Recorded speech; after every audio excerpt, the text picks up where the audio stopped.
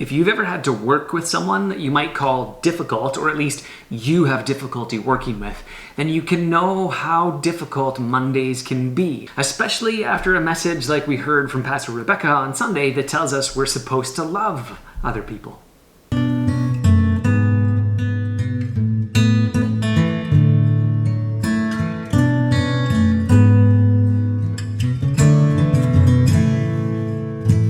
If we've been around the church world for any length of time and we've read through the scriptures in any kind of way, we know that love isn't necessarily a feeling, it's a set of actions that we do towards one another.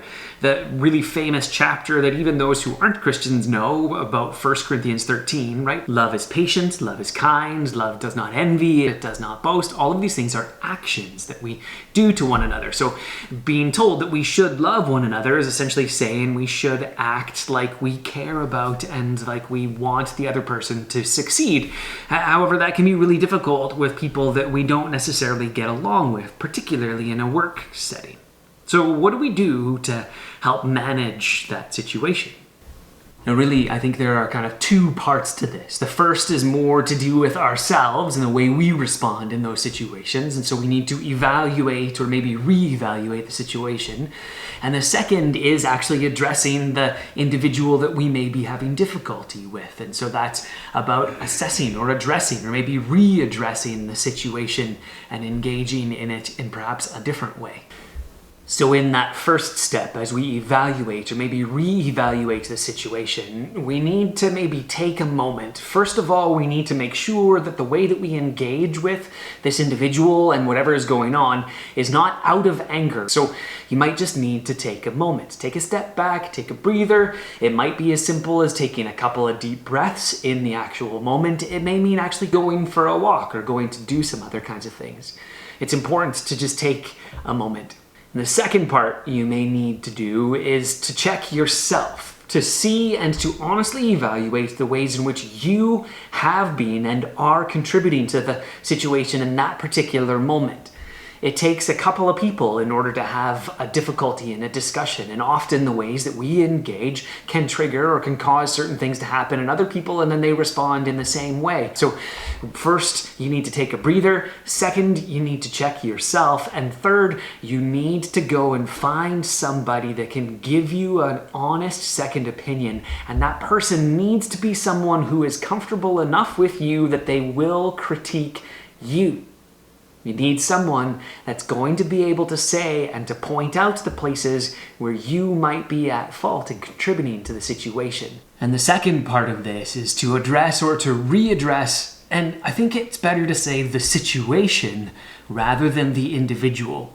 So this needs to be done with an individual, naturally, but it's often the situation or the maybe continued things that have been happening that are the problem, quote unquote, or that are causing the issue.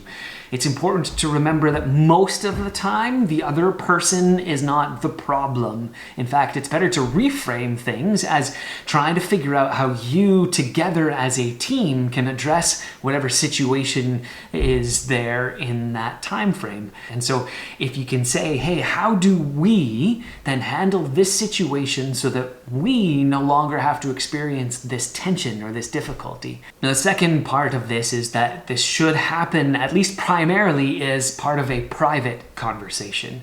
This shouldn't be spread about the office space, or this shouldn't be done going directly to the person's supervisor, but initially, at least, there should be some time spent together talking about and talking through these particular things. In fact, Jesus says that we should first address the issue with an individual. If that doesn't work, then we should take somebody along with us to help us understand what's going on. If that doesn't work, then we bring it to a wider council, and eventually we show and then bring it up maybe into your more authoritative levels, maybe to the individual supervisor or those kinds of things. Always thinking, though, how do we help to solve this situation rather than how do we deal with this person?